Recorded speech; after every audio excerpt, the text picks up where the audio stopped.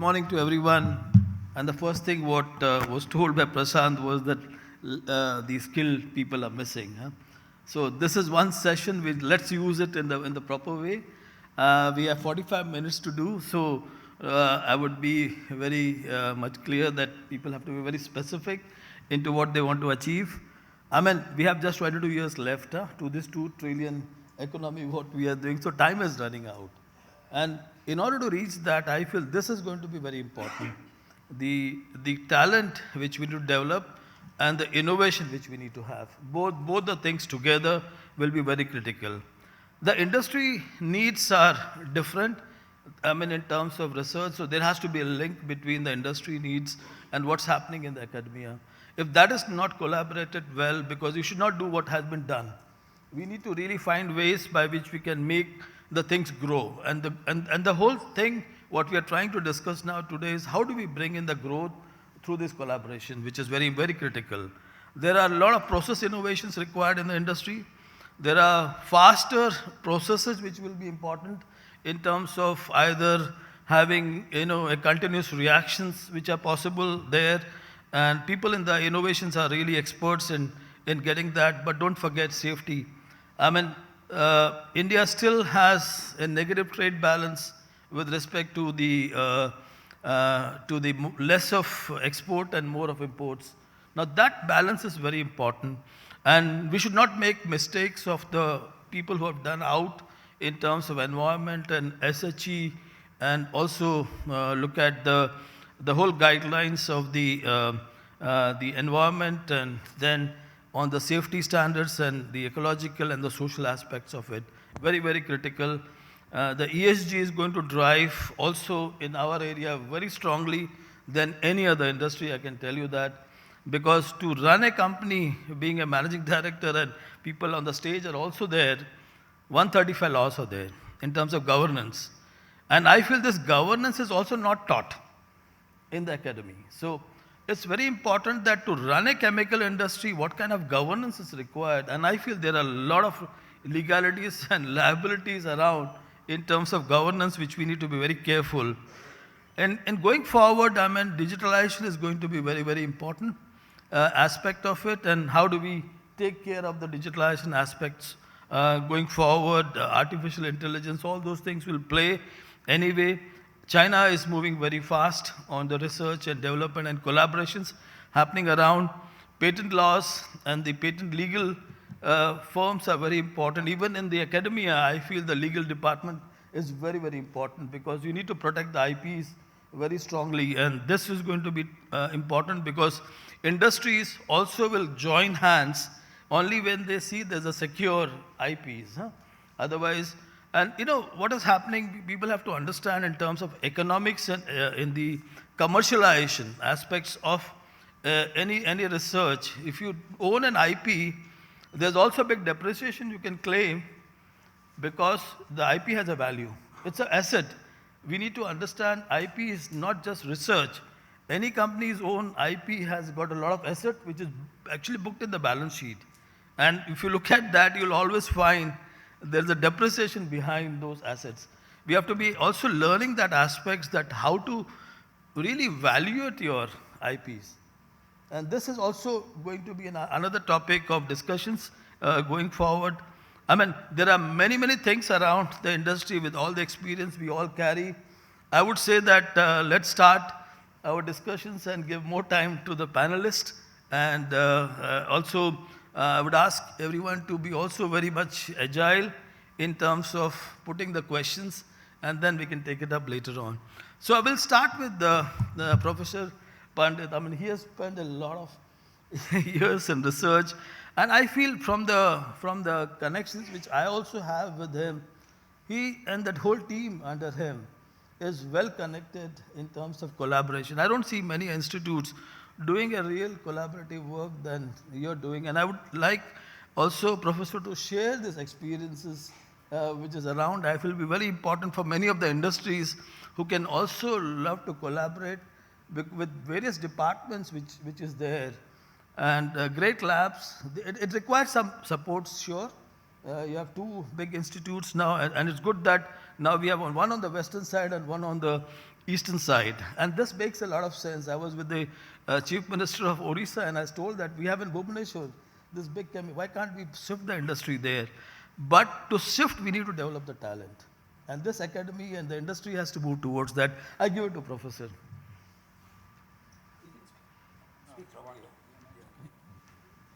I think, good morning.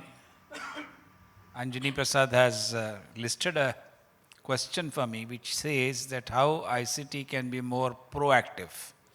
Now, proactive is a word which is very ominous. See, any academic institute which is involved in teaching and research has to have a relevance brought into their research, and that relevance can only be brought by an industry. So only when an academics moves out of his institute and interacts and goes and discusses and spends some time in industry, he understands what are the problems which are faced by the industry and how these problems can be converted into short-term, mid-term, long-term projects. And then they can identify the research area around that particular problem, and we'll try to do two things. One, try to solve an immediate problem so that a solution is offered which resolves the issue of that specific industry. But at the same time, they will also try to find out a generic solution to it so that the industry, not only the industry which has approached them or which he or she has interacted with, but the solution which he has created is also likely to be applicable to others. Many a times what happens is academics and industry do not understand each other's language. Academics will be excited about a publication, excited about a new research, excited about new findings, and industry essentially looks into how that is going to improve his bottom line. So academics needs to understand or translate whatever they have done, what is going to be is financial impact and financial improvement to that particular industry. So only proactive part in this is any institute has got multiple sets of expertise, similar to chemical industry. One cannot solve the problems and offer solutions to all issues, whether they are chemistry issues, engineering issues, management issues. There are academic institutes which specialize in all of this. Fortunately, a place like ICT or IIT has different departments, including managements, as a result of which there is a possibility that when an industry approaches, it may approach one individual faculty because of his or her interaction with them, but the involvement of the entire institute is necessary, taking up experts from each of those areas which are necessary to develop the fundamentals, the proof of concept, the scale up, the marketing part of it, the governance part of it. All this is equally important, and that can only be done with the periodic and regular interaction between industry as well as an academic institute. The model which ICT follows is we have a long-term umbrella MOU with the institute. Now this umbrella MOU, then a list of problems have been identified by the industry, out of which certain set of problems are taken up depending upon the existing expertise available with the faculty. And these faculties will have a specific MOUs under that umbrella MOU where the IP parts, the sharing parts, all this is clearly identified, and then the financial part comes into play.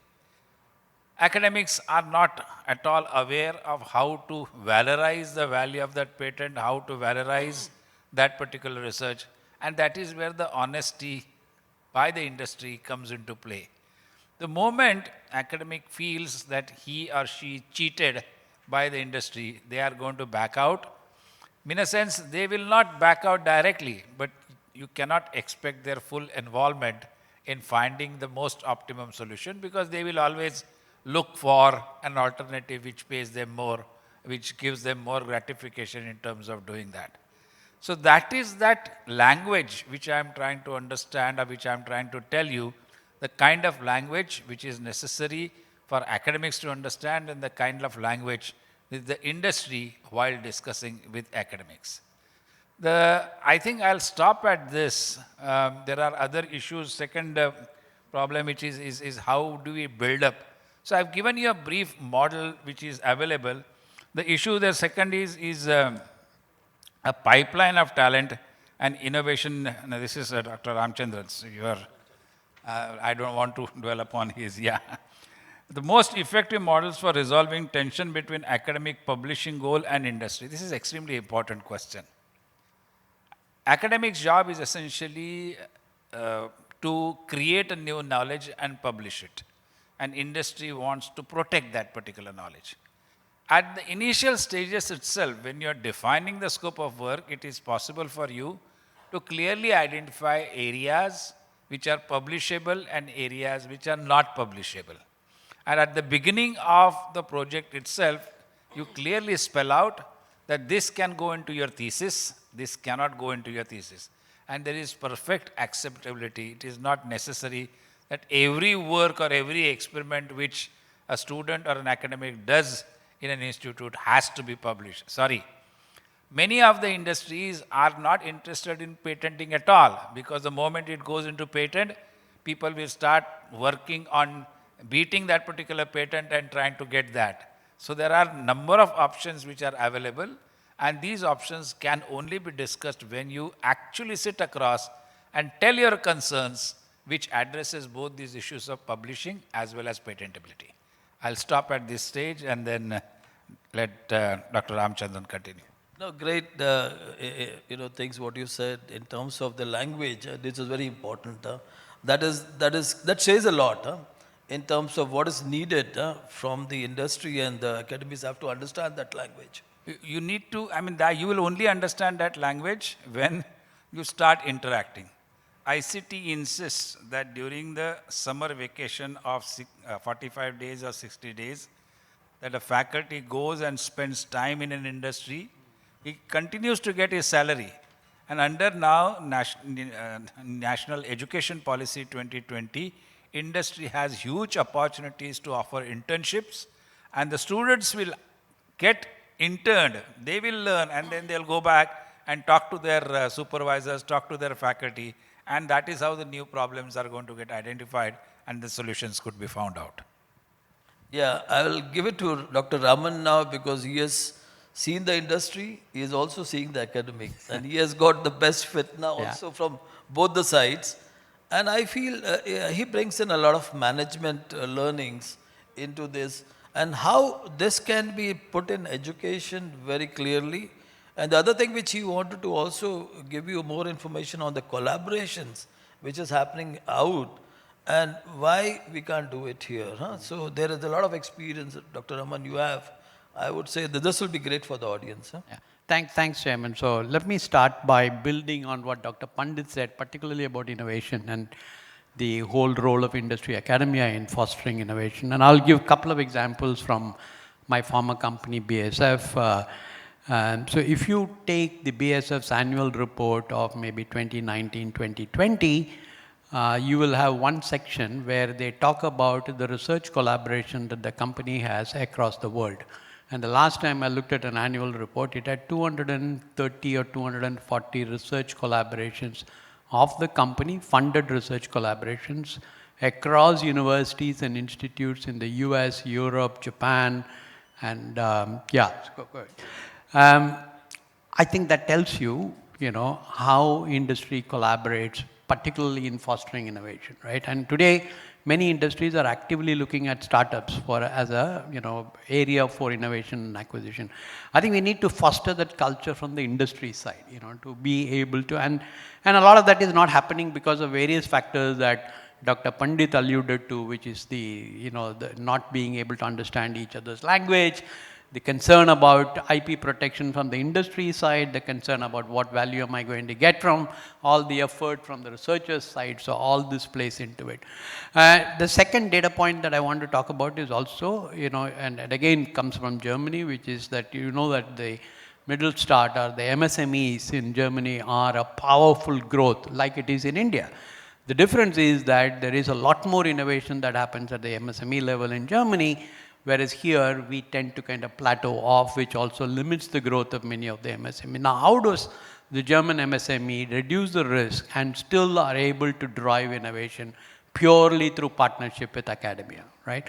And there are institutions that actually help this process. There is an institution called Fraunhofer, which actually has an office here in Bangalore. Essentially, Fraunhofer is an institution that is 1/3 funded by the government, 1/3 funded by the industry, and 1/3 by the public. And if you are an MSME and you have a technical challenge and you go to Fraunhofer, they take the responsibility of finding the right faculty at the right institute who can solve this problem and then make you partner with them and then even fund you if funding is an issue. So I think there are existing models, and I think of course ICT is a unique institution. If we had 20 other ICTs, I don't think we'll be sitting here and having this conversation. But how do we use these various models that already exist in the country, adopt the models from outside, is going to be crucial to foster this whole innovation culture and the growth of the chemical industry. The second topic, which is much more familiar to me today in the last about 3 years, is talent development. And I think the chemical industry is really short of talent because all the bright people are becoming bankers and strategy consultants in various, the big fours. And that's but how do you do it? And I want to just talk about 3-4 models that we currently adopt.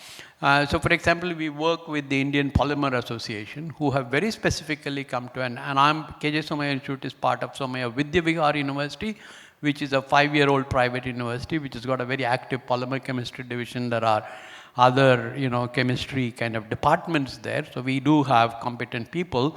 And it also helps that our Vice Chancellor, who is also a very well-known chemist, Dr. Professor Pillai, who is a polymer chemist of repute himself. So the polymer industry has come to us saying there is an acute shortage of talent in the market. How can you help us? So we have curated a program sitting with the industry to develop a 1-year program where companies can actually sponsor this, employees to develop the skills. So somebody can. So this is a model, and I think we need industries, and there are more examples.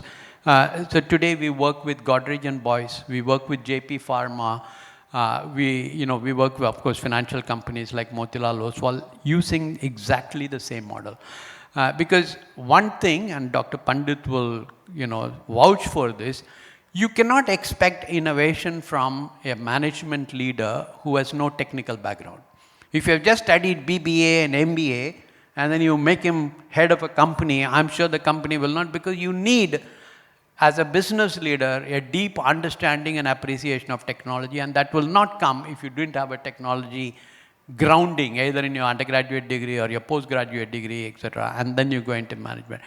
So the alternate is this, that you have your employees who probably are technically very well grounded, but then you need management skills for them, and that's where institutions like ours come in. And so we are now the 4th batch with Godrej and Boyce, which, as you know, is an engineering company, where engineers go through a management education for a period of 24 months. They spend 1 week in a month in our campus, and then they go back to work, right? And so we have a similar model with JP Pharma. So this is developing existing in-house talent through partnership with academic institutions. The third level is an interesting project. Some of you might have heard of this. It's called WeChemie. So now we do this with BSF and also Evonik, where these companies are interested in developing women who are women in chemical industry. And as you look around here, we can hardly, I think there are 3 or 5 women sitting here out of about 150 people. So clearly, this industry requires much greater gender diversity. So in the WeChemie program, what we are doing is that we, as an academic institution, is actually recruiting young women who are graduates in chemistry or postgraduates in chemistry, bring them into our campus for a period of 45 days and really train them on EHS, train them on certain basic aspects of process development, basic aspects of how do you work in an analytical lab, etc. And this is the third batch that we are currently working with, and I'm very happy to tell you that almost 95% of, because this is actually a tripartite kind of an agreement between Indian Chemical Council, BSF and the Somaiya Vidyavihar University. Almost 95% of every batch has been employed by the chemical industry. So this is another way. So I think there is a need to co-curate, programs jointly between industry and industry associations and academic institutions. Because the fact is, the plain vanilla degrees that whether it is an MBA or engineering degree, is not very industry focused, right? I mean, there is the most recent, data from an organization called Hypro, which is an AI-based hiring company. Last year, they put out a, report which said that while most academic institutions believe that we are producing students who are industry ready, only 17% of the companies actually believe that students who come out of Indian institutions are industry ready. So that's a huge gap between the perception of the academic and industry.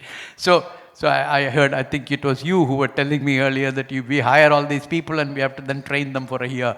So I think that we need really these curated kind of partnership programs, and I think this is probably the best way to, not only meet the immediate talent crunch that is there, but also, build a future talent pipeline. So I'll stop there and hand it over. Dr. Raman, great words, and especially onto the talent part, you said it very clearly. Also on the collaboration, and some examples on the collaboration was great. And I really like what you said, that, the industry leaders now getting more finance, legal guys on the top, and they don't drive innovation. And we need to really see that we need to get in this talent from the technical side also too strong on the top. And that's where this things which you are saying on the management aspect can really change the world, because we need that kind of people who knows the business well, and then without innovation you can't grow. So that's very clear, and that driving is very critical. And so thanks for your great communication, and also I feel people absorbed it well. Dr. Kamlesh, now coming to you now, as an R&D leader and have a lot of good evaluations done at your end. I mean, we need to really look at this validation of this whole academic research, and also the partnership which requires also a bit of commercialization aspect built in also in the R&D, because any project certainly will go through some kind of an assessment with respect to return of this investment coming out of those innovations. So that's one thing which maybe you can talk more and elaborate that, and the whole collaboration framework towards the green chemistry. Thank you, Dr. Prasad. I think Professor Pandit, Mr. Raman has already said a lot of things, what we need to do and where are we. Yeah. If I really go back and look at it, I think primary responsibility of any academic institute is basically to educate, right? And do the fundamental research. Whereas industry, what does it do? It takes this knowledge and use it for the competitive advantage. So these are the clearly defined responsibilities lies with the two. Now, the expectations of both are completely different. And that's where we have a challenge, and that's where we have to see how do we really manage those expectations, right? So industry expects I need a solution tomorrow which is a scalable, cost effective, whereas academia feels, we need more money, this is IP, I will hold it. So there are some differences between the two. I think those are the things which we need to come on the page. Professor Pandit mentioned about it. They have a framework and exactly defines what will happen and who will do it. I think that we need across the academia, not only with the ICT, but across where industry would like to work together. Now, if I look from the industry perspective, where are the opportunities, right? If I develop any molecule, right, so any product which I want to bring it to the market, it goes to the several phases. Like there is a development phase, there is a launch phase, there is a growth phase, there is a maturity phase, and there is a decline phase. That's how this is a complete life cycle for the product. Now, during the development phase, what an industry expect is how can I bring my product faster to the market? The speed is the key, right? And therefore, can we really collaborate with academia to understand a lot of fundamentals here, which academia can understand much better than our industry colleagues. So there is a tremendous opportunity here. To bring it to the faster, you can't do everything by yourself. Work with the academia to really get those solutions out. If I go to the launch phase, again, time to the market is the key. If you really look at, I read one of the data which says, if you are late to introduce a product by 6 months, you lose almost 33% of your profits. But if you overspend 50% of your project or the money you are supposed to, you lose only 3%. So definitely what we need is to fasten it, right? And not everything you can do by yourself. So take help of the academia, work with the academia, do it together. And that's a great opportunity to do that. Now, once I complete my launch, it goes to the growth phase. Where what do I expect? My product is stabilized in the market, I need a good quality, and my volumes are growing fast. So I need a supply security, right? If I need a supply security, I'm dependent heavily on China, I can't do that. So what can I do? Can I do the backward integration? Can I go back? And can you do by yourself? No. Work with academia. Get the solutions faster. Yeah? And that's what you can do. If you get into the maturity, now the product is stabilized, you need cost, and cost. Right? So everything, you look at the details of everything, because earlier you did not have enough time to look into the depth. So again, another opportunity to work with the academics. Right? And when it's in a decline phase, idea is how can I really extend the life of my product? What do I do? Right? I look at the repurposing my product. Can I use this product for some other application? Can I do a post-patent strategies? Can I use any mixtures? So those are the things which you can do. But no way industry will look at by themselves doing all those things. And therefore the partnership with the academia of the industry is a key to make this completely successful. Thank you. I mean, it's important that when we start a project, the screening is very critical. You have a lot of ideas coming in from everywhere. Every idea can't be converted till you don't screen it well. And at that stage, it's very important to have a financial element coming in and an IP element coming in at the time of screening. I know I'm fortunate that I'm leading both from the managing director point of view and also leading the global head of innovation. So I get that very clear that, there's definitely a cost element is important. So I have put a finance person now in innovation. And that gives a bit of an edge in terms of understanding what is going to deliver in terms of ROI and how long it's going to take, and you have to map it because R&D people may take longer to develop, and you're talking about speed. The speed will come based on this whole tracking, which is very, very critical on a daily basis. Otherwise, it doesn't move so fast. And you're right that we lose a lot of money in the process. And market opportunities, there are AIs which I know, which can also predict your price of a product, which could be priced based on the features of the product in the market. So those kind of elements, AI coming in very strongly there, the finance coming in strongly there, will become very important. That's from my perspective. But next thanks a lot, Kamlesh. Then come to Anubhav and Doctor.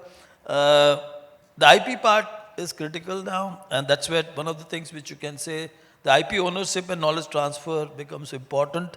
And how do we collaborate with the university and startups? Startups are important because there are many companies have open innovation, because when you do a research screening, you can do something yourself, something you have to go to the university, something go for open innovation topics. That's where the startup becomes very important. So if you can share some of your experience around that, and also share how your organization leverage academic partnership, going forward, and time to the market as was one of the other topics which we discussed, particularly on the customer facing and consumer facing or B2B collaborations. Sure. Good morning, everyone, and thanks, Anjani. I think before I answer those questions, I'll have little build on what my fellow panelists mentioned, and I echo most of them. right? So I think this is the topic now, academia, industry collaboration. In last 10 years, I think quite often in most of the meetings this has been discussed. So I think gaps has been understood. Everyone understands what the gaps are. And are we making progress? Yes, I think in my opinion, we have started making progress. Are we close to anywhere where the Western world? I think just Dr. Ramachandran and I talk about 230, 240 collaboration only in BSF. And I think that's a number which is like we are nowhere closer to that. But however, if you look at that in last 8-10 years, government has put a lot of efforts, and I think they call it triple helix model. We are trying to bring the government agencies, academia, and industry together. Whether the DST, I think there are quite a bit of changes in DST and DBT. If you look at that PSA office, I think recently Professor Sood's team reaches out to me, and I'm sure that many of the other chemical companies or the other companies, they might have reached out and saying that what's our current initiative they have. So they have a Manthan platform, which I found, I think is pretty interesting. And they are trying to bring not only the bigger corporates, but also you talk about the smaller companies, SMEs and the MESME. I think they try to bring all of them together. Whether it's a fantastic platform, no, I don't think so, but I think there's a baby step. They started doing the right things. And a lot of focus on building capabilities. So I think my fellow panelists, I think Kamlesh should talk about the whole product life cycle. The bigger challenge earlier, industry people like us, they used to always say that the academia are doing a lot of basic science. If you look at that, a lot of research parks, incubation centers, they have been opened to really understand the converting little bit, moving to TRL level, understand a little bit, just not lab chemistry, taking it forward. Some of the institutes are doing really well. I think ICT is one of the example, and probably some of the other labs like NCL, but very, very rare examples where Professor Pandit was talking about the language, or the Raman was talking about the language of academia and industry, right? So I think they understand it, but can we scale it up that, right? So that's something just like still in the air. Only few institutes have cracked it. But if you look at that, ICT may have professor of practice, which I think the NEP, that's a policy, new policy. I think the professor of practice concept is there. People who know like the Somaiya, Mr. Somaiya, Raman is here, Professor Pillai you talk about. So they know that. So I think they hired professor of practice in polymer department and is adding value to industry. But however, if you look at the fellow IITs, if you look at chemistry departments, which I comes from, right? IIT Bombay may not have anyone. IIT Delhi, I know they don't have anyone. Roorkee, they don't have anyone. IIT Madras, I'm not sure, but I think with Professor Pradeep there, probably they may have some. But then the language of industry or academia, we are saying that we need to continue to be like on the same page. How can we, right? The industry needs to play some role, right? If you look at that, some of the sunrise industry. So I'm hearing now, I think there's the programs, like in NEP policy, the new policy, and I was a part of the NAC committee, so at least I see that quite a bit of industry participation on the curriculum designing. However, like the institutes, the independent institutes, directors, they can also play an important role. I'm Professor Rao in the BITS planning now, in general in BITS. They're trying to create a program called IMPACT. Within that, they will run the academic program based on industry needs. And Tata Motors, I think they have come up with the program MTech in EV. It's a very specific program that because of sunrise industry, we need to fast forward. Some of those things, probably we have to do it for the chemical industry. Only I think the exception is the ICT. I think they do it quite a bit of programs. But however, some of those things, whether we can do structurally. So in Pidilite, we say KKH, करना कैसे है? पता तो सबको है क्या करना है, मतलब अभी capability gaps क्या हैं, but करना कैसे है? So I think internship, which is I think talk about NEP, in the new NEP policy, internship is the one common platform where you can be, may not be a lot of intellectual property secrecy is required because you're working on a project with the intern. Those can be published as well, right? So we have to find out some R&R mechanism, reward and recognition mechanism as well, where industry side and the academia side, both needs to play a role. So I am also a part of the Polymer Society, and we come up with the one award for the Garda Chemical Award for the startup.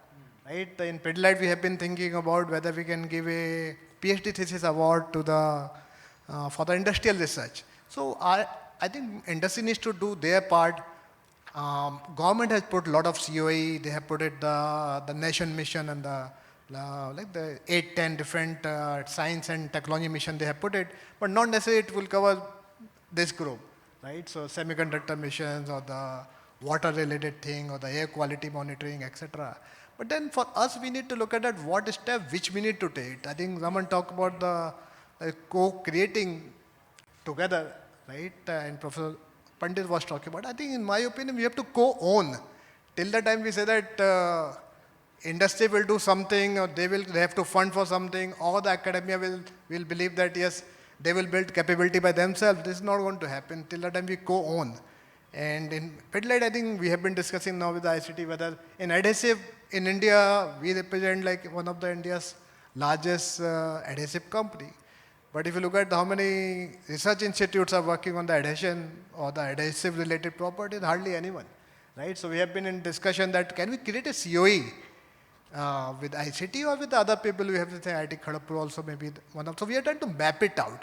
So coming back to your question again, so intellectual property and also how it reaches out to the industry partner. Obviously, we must know what are the area we should focus on. So on us to define that clearly. At the same time, there is a push and pull, right? So certain thing we do in two ways. One is like where we need something. So it's our job to ensure that we can define program very clearly with the well-defined milestones and then break it down milestone, because not necessary that one research group or one institute can solve everything. So we define problem, map it out, where the competencies and the capabilities are, break it down that piece of problem, give it to that institute, and then the remaining part will work with another institute or another group. Sometime in the same institute, we can have the co-principal investigator, co-PI. So in that way, basically that helps. And in terms of intellectual property, we focus more on technology development versus product development. And when we say technology development, then we focus on IP. We will be interested only on area which is of our interest, right? So if there is a new emulsion, we are not very finicky about, we'll say that we need intellectual property of everything basically. We'll say that intellectual property related to adhesive, sealant and coatings.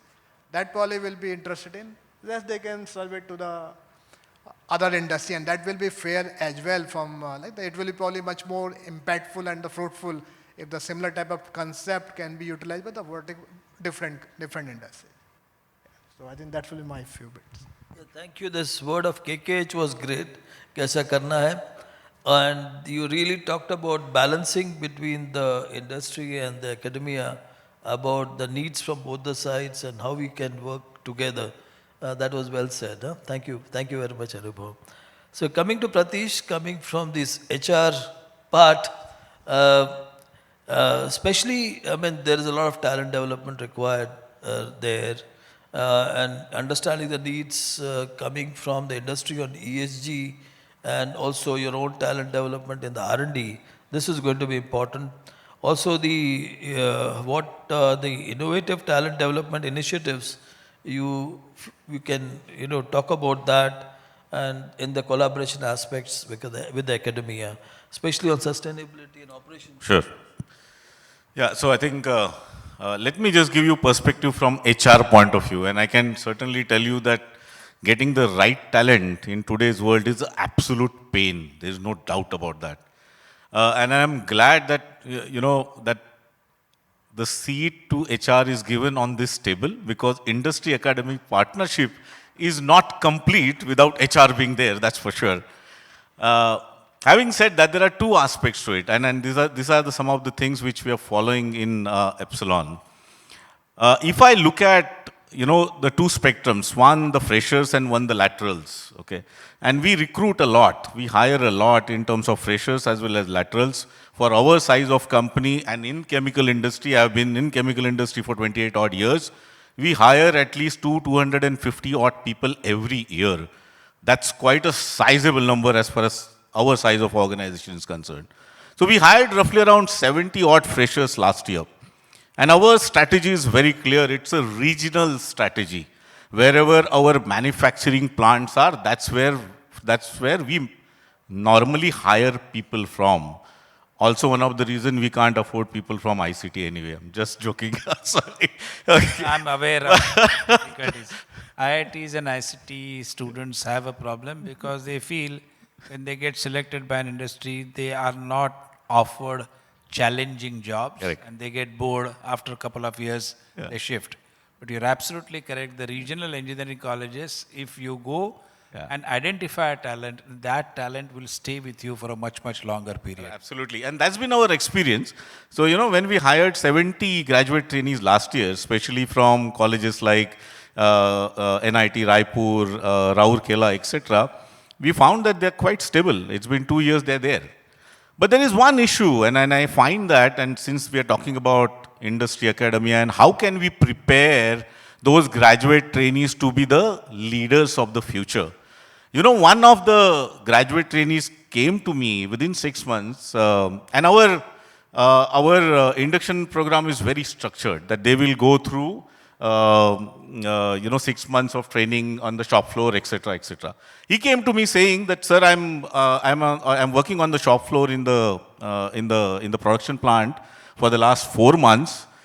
What's my future? I mean, where do you see me, 2 years down the line?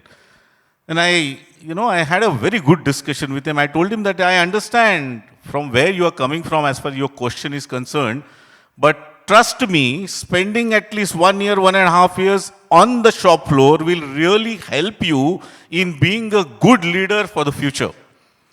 My question as far as academia is concerned, that are we really grooming them, in terms of, making them a good leader for the future? Unless they understand what's happening on the ground at the beginning of their career, how can they become a good leader of the future?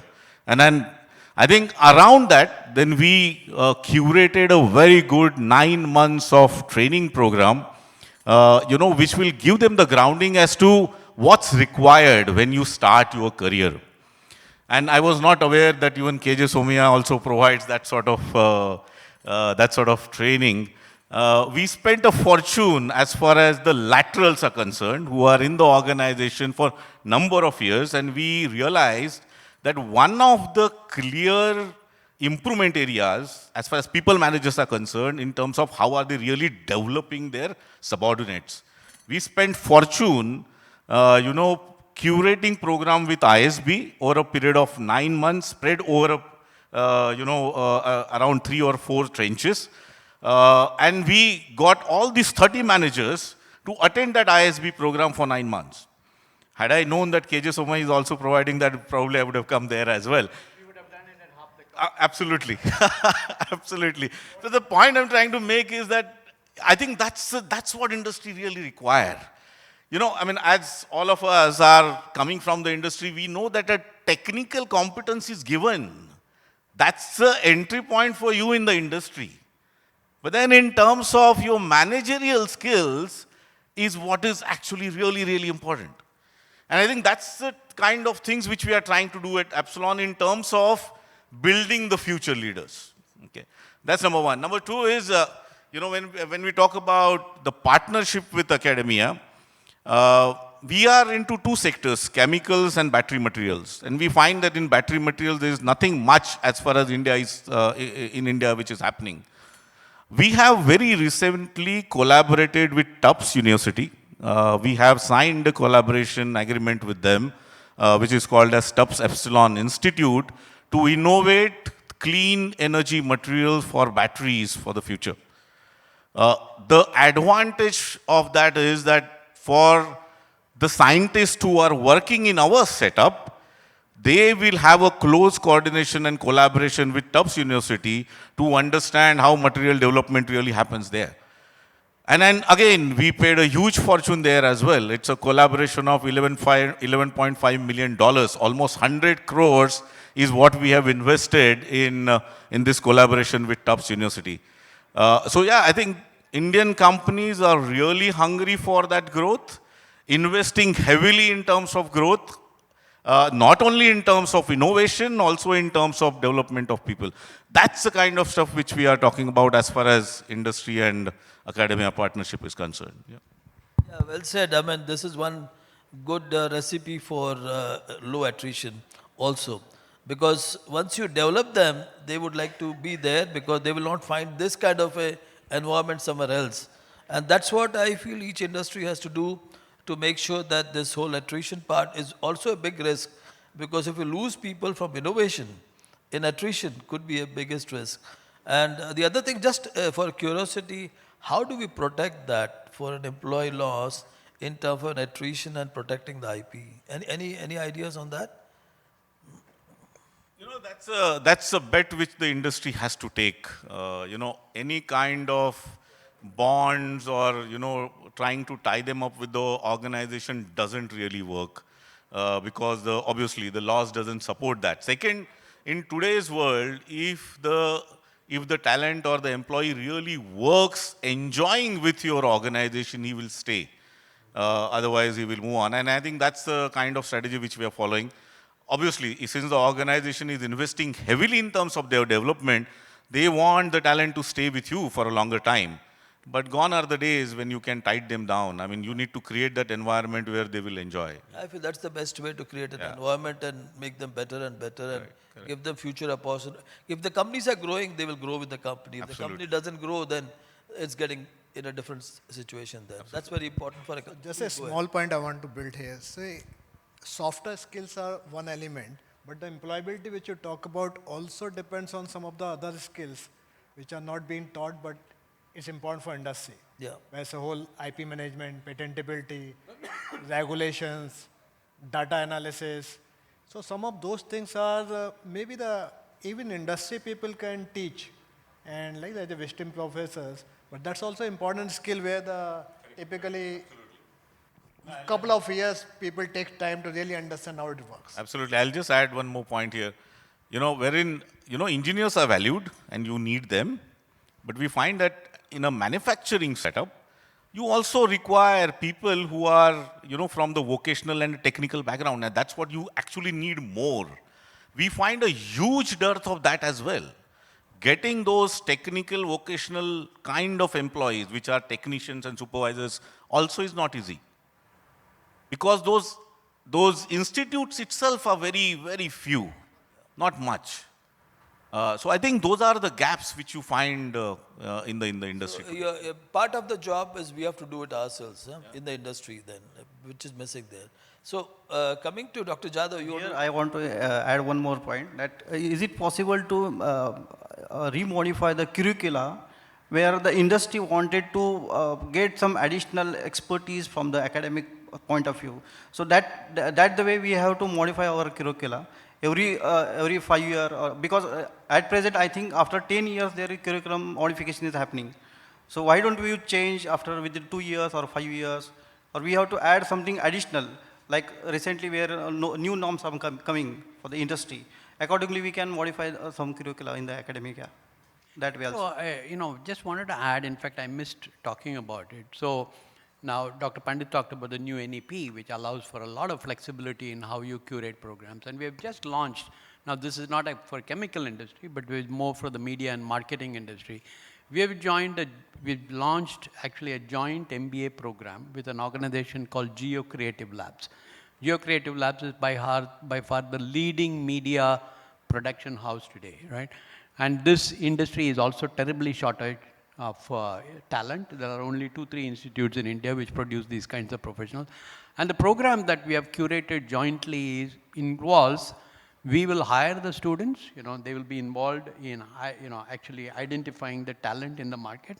We'll bring them on board and they'll spend 3 days in our campus studying theory, etc., 2 days they worked in the Geocreative Labs, right? And Geocreative Labs is here in BKC, their labs are out there. So now you have, think of students doing this for 2 years, 3 days in a school, studying concepts and theories, and 2 days actually working in the lab. Now for the Geocreative Lab, they get free hand to work with. They mold people, they take 100% internship, summer internship. But I think we need more such, sector-specific, industry-specific kind of programs. The good thing is that under the new educational NEP, these things are possible.